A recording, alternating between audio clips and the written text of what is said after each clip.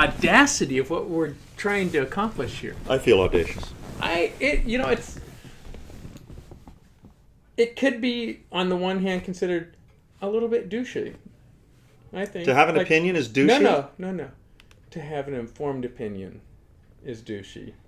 Well, everyone's opinion is informed In the by United- by their personal predilections and their experience. But I mean, if anything in the new social media age, I don't see how anyone can be, unless you're ideologically opposed to them having an opinion, that you could call them douchey. It's like everybody has access to. If you don't like somebody else's opinion, say something. Yeah.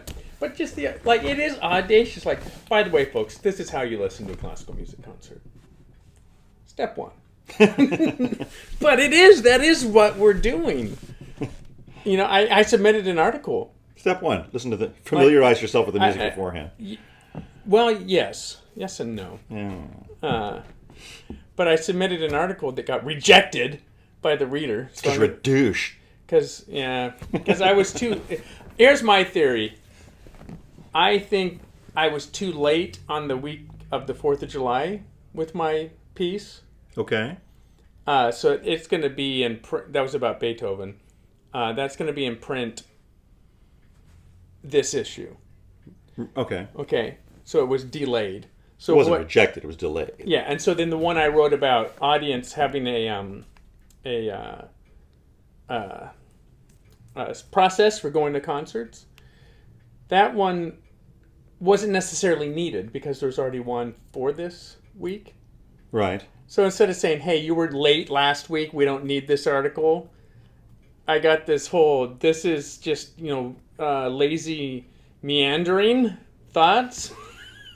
And I was like, so I went back and forth with my editor quite a bit on it. Like, no, this is the culmination of 10 years of me actually being able to verbalize. I've taken all the conversations I've had with instrumentalists and vocalists and concert masters. People like me. And conductors and opera singers and soloists and trumpeters and horn players and violinists. And I've listened to them talk about listening. I know myself how I listen in a choral situation, and I finally translated that over into how I listen as an audience member. And I think it's profound. For me, for sure it is. But since I didn't quote anyone, or aren't there any conductor or composer quotes about this? And I said, no, there are none, because those aren't audience members. Right. What about quotes from musicians? I said, there's no direct quote from a musician that says what it is that I'm getting at. I've had to extrapolate what they're saying about listening in an orchestra into, keep in mind, I only have 400 to 500 words. If I had 1,000 to 1,500 words, then I could get into the whole thing. To be honest, it sounds like a chapter in a book. That you probably ought to write. Right. Because... remember that book that I showed you, the Music Lover's Companion? Yes. Well, there is always a need for a book like that in every generation, or a podcast. Yes. That's right. Or a YouTube channel. Yeah, but it should be in print someplace, because it sounds corny, but how to listen to classical music. That's what we're doing. I just struck me the audacity of it. Listen up, peasants. This is how you do it. Yeah, well, like I say, it's there's a need for that kind of instruction. Because everybody deserves to have an avenue in. Mm-hmm. They deserve to have some broad, road signs up for them to follow. There's no shame in that. Right. It's easy to look down your nose at the old, things like, how to listen to classical music. But, especially in this day and age, I think a few of those pointers could probably, by Professor Longhair back in the old days, it's like, when we approach classical music, one must first identify the theme. Be sure that one has firmly emplaced in one's hand a glass of scotch. And then the extrapolation, and then the counter melody, and key change, recapitulation, and Well, if you can't actually define any of that, then what, But you that know, used how, to- how could anyone, like, you know, criticize a thing like how to go to a concert? Right. You know, let's hear you define it. Yeah. So, no, I'm sorry to hear that, but I think you should try and work it. So is it going to be in? It's going to be on our. We need to start writing more for the website as well. We need to hit all. So video, audio, and written word. So you can write a great piece, I think, on your idea of what it means to be. What was it? That you said last. You went on a nice roll in the last episode. Yes, I was rather counting on you to be on the roll this evening. Yeah. No, but what? Not curated. What did you used a word? Cultured. I don't know. Yeah, but you should write a piece. I'll have to on go back it. and listen to my own podcast. It's on our It's on our Facebook. I put like about a minute and a half clip on our Facebook of you doing. It's when I said, "Preach it, John," and you said, "Hallelujah." At the Well, end. I mean, Remember that part. I just can't put my finger on the word. Right. But here's the three things I identified as to begin with. Drowsiness at a concert. That's number one, in my opinion. If you're drowsy at a concert, you're miserable. yeah. For first world problems, that's maybe the worst. To be in a situation where you want to fall asleep, but you shouldn't, or you can't, or I hate it. So But look, I have my approach to avoiding that. I haven't been drowsy at a concert. No, there's nothing For wrong with a having decade. an approach to avoiding it, but I mean there are some times when the music is more of an anesthetic than anything else. You know, from the onslaught of life. I remember one time I came back from London in the early '90s. I had a tape with me of that I had recorded in the Carmelite Church in Kensington. I showed up. Got a call from, "Hey, do you want to sing the Missa Pape Marcelli?" It's I think it was for Assumption or something, and sure. So I pitched up. We rehearsed it for 45 minutes. A few guys went over some chant. We went into the church and we sang it. Pitched up. What's that? What's pitched up? To pitch up for something is to show up. Oh, So you're I showed using up. your British slang. I am, unashamedly as well. I mean, that's standard. You pitch up for stuff. But anyway, so I showed up, and Okay.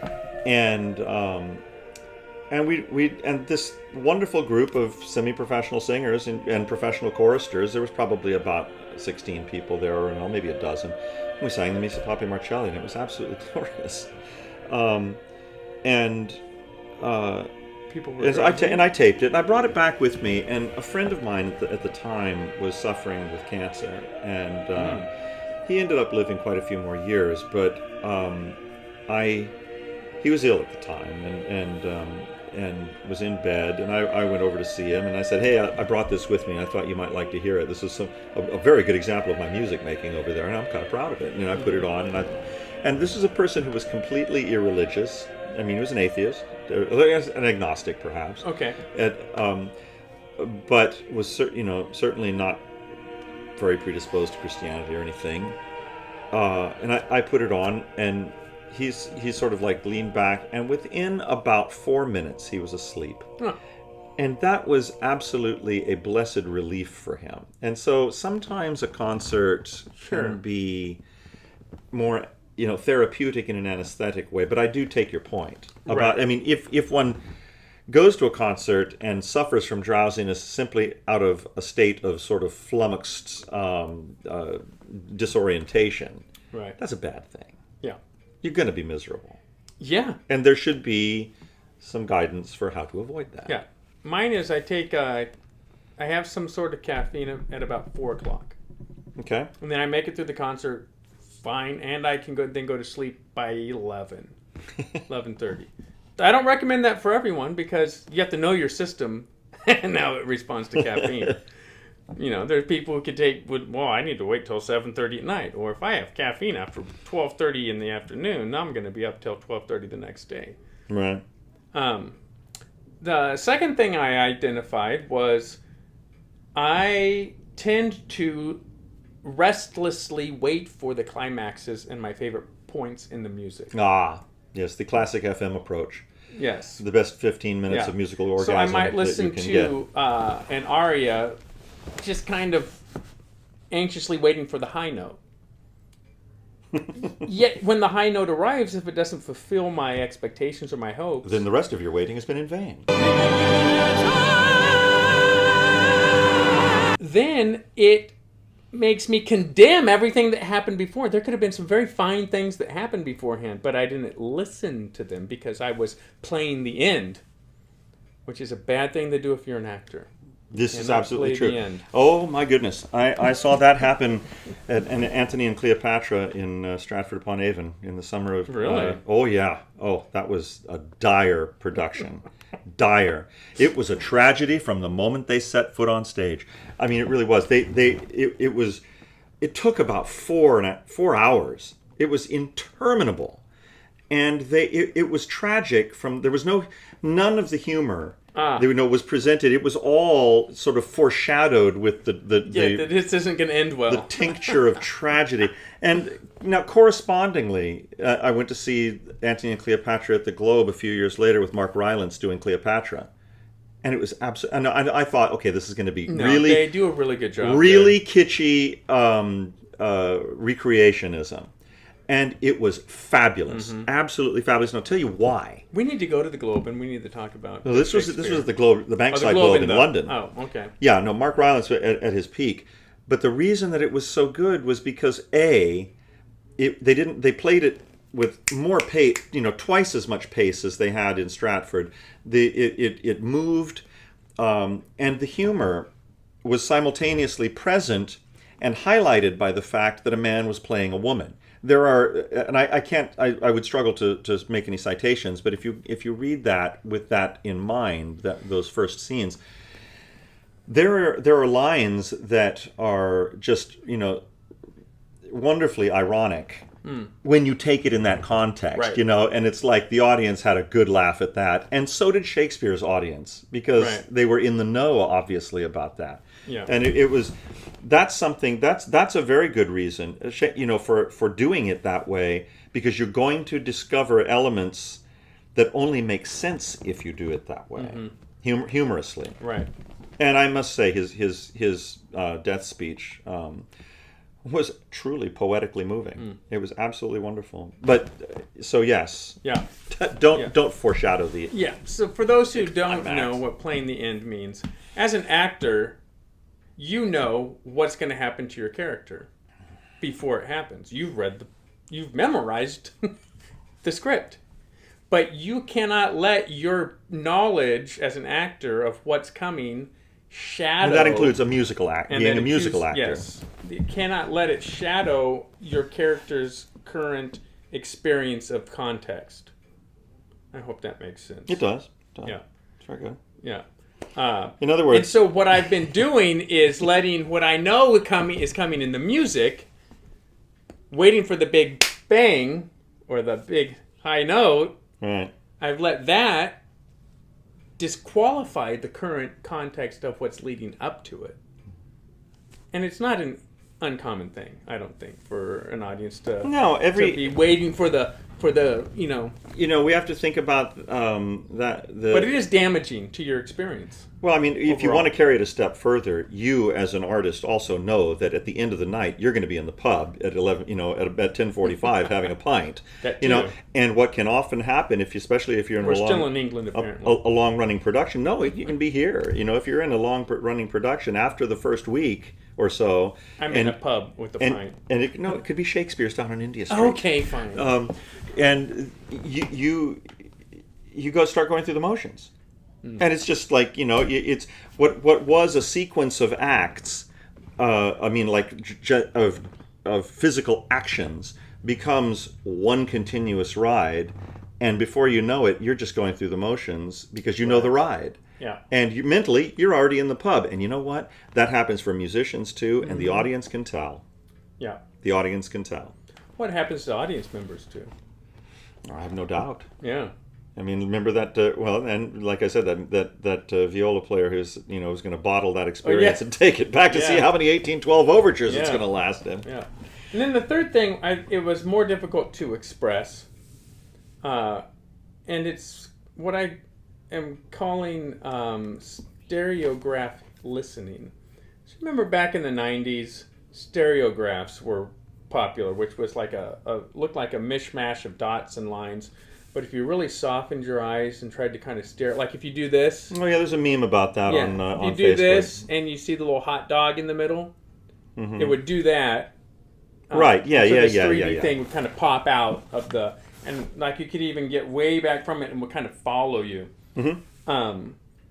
If I soften my listening, so instead of focusing my aural attention on a specific thing, if I try to soften it and try to just hear as much as I can, this kind of 3D like effect thing takes over that I can't hold it very long. Then I'll focus. My ear will be drawn to something that happens in the music, and it'll kind of. Or someone dropping a ladder backstage. Yeah, or someone dropping a ladder backstage. Tends to happen. But so that was my third point or approach to a successful experience at. I mean, it's a difficult proposition when you get right down to it. It I mean, is. there are so many variables that can affect the concert going and listening experience.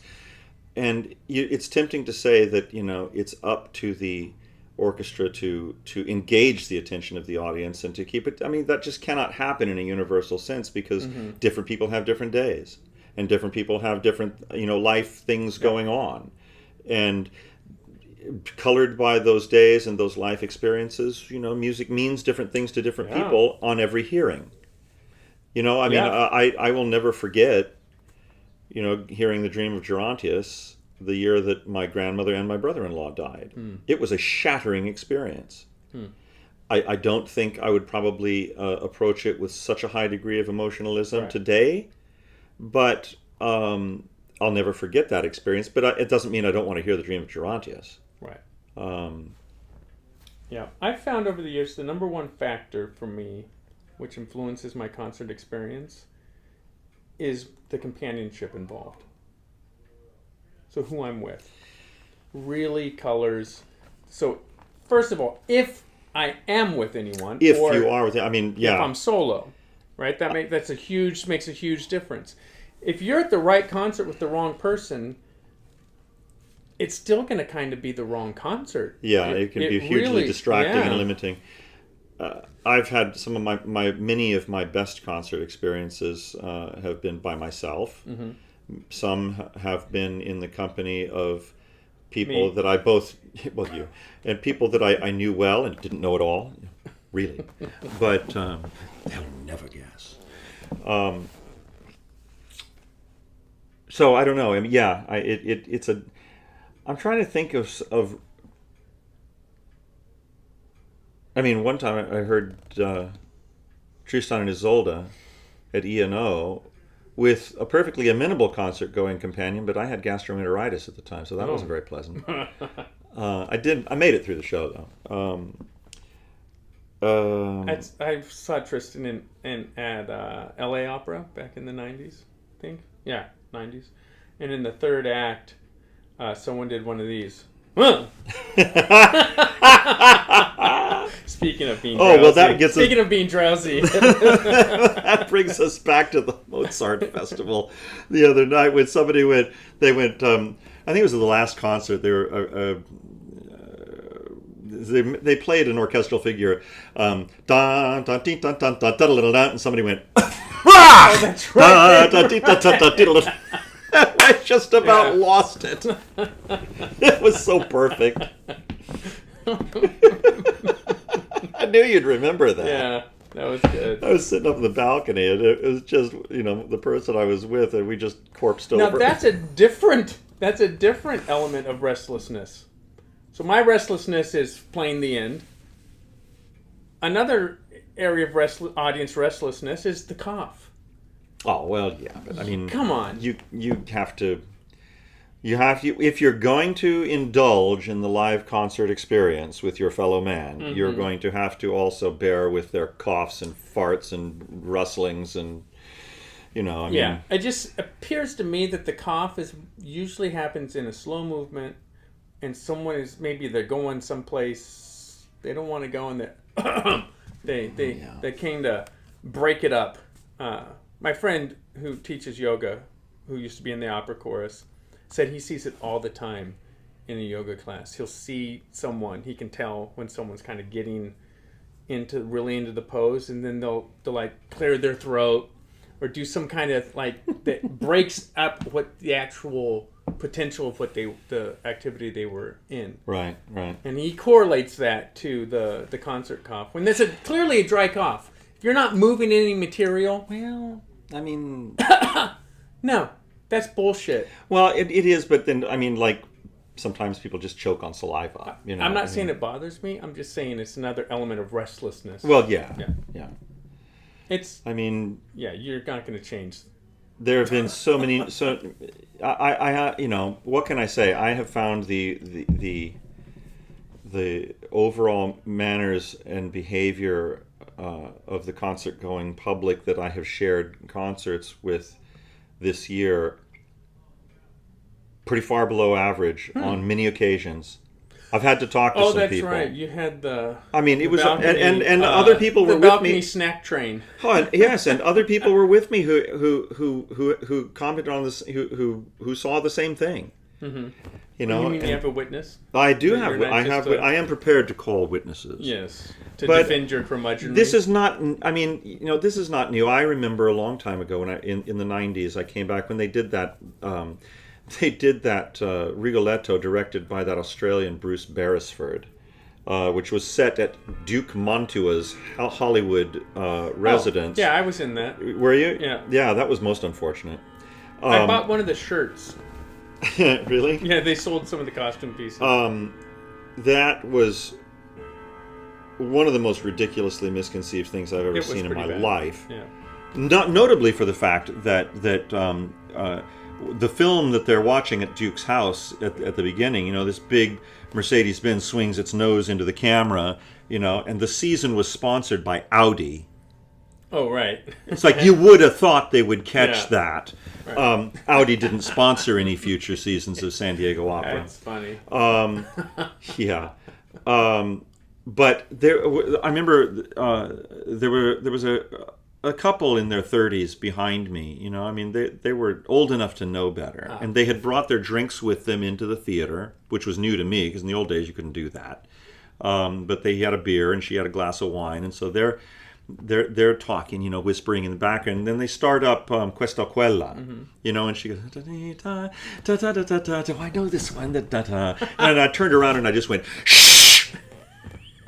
Come on! I know this one. Look, I want you to enjoy the opera, but boundaries. Yeah. Boundaries, you know? That's good.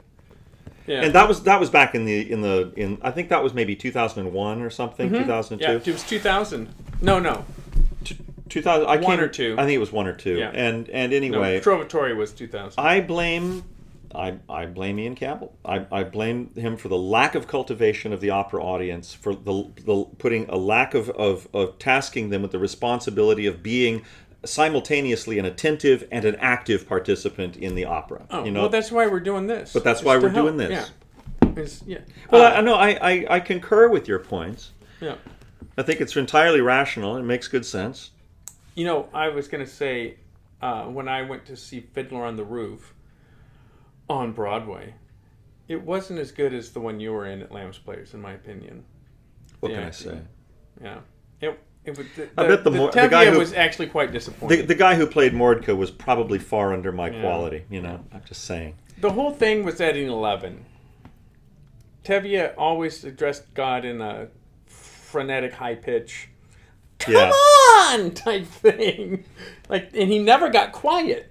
He never played any opposites. No, he yelled pretty much continuously. However, at intermission, they come out with all the candy, man. They come find you. They don't wait for you to get out to the concessions. They're like, "Here we are." Well, it's a small enough theater that can do that. And so you people are candy. It's a long show. And the lights go down, and 5-10 minutes in to the next act. No. Yes. So someone in front of me is like you had time to unwrap your candy. The hand goes on the shoulder. And then someone maybe 2 rows behind me just says, "No." And it stopped. was like, wow. Wait, now this was in New York? This was in New York. Oh, in New York. Yeah. Right. Yeah. I loved it, though. It's like, this is my kind of city. Well, I'm not criticizing, I'm certainly not discouraging concert goers when I say that. It's critical. You guys got to go to concerts. You need to go. At a Pops concert in the summertime, it's like all bets are off. Yeah, of course. Have all the, make all the noise you want. I don't care. Set off Yeah. fireworks. It doesn't matter. Right. That's for having fun. In a main stage, Masterworks, indoor concert in the as part of the principal season, it's a different beast. And I think if we ask the audience to, and I'm talking primarily to younger people, but increase your dimensionality to include that other, become that. If that's another beast, then become another beast stalker. I mean, you stalk concerts out on the green in one way, and you stalk them in another way in the, in pursuit of the aesthetic experience, and indoors. Mm-hmm. And you can get away with, you can't get away with making as much noise indoors. So. Right. But then it ends up benefiting your perception of the concert through, the attention you're able to focus on it as well. It's a muscle building process. You're right. Enjoy the difference. Yeah. I like the Pops because I can. Well, then fine, but it's great. You don't see people in Congress showing up for a vote in bikinis because it's not appropriate. Give it a few months. Yeah, give it a few.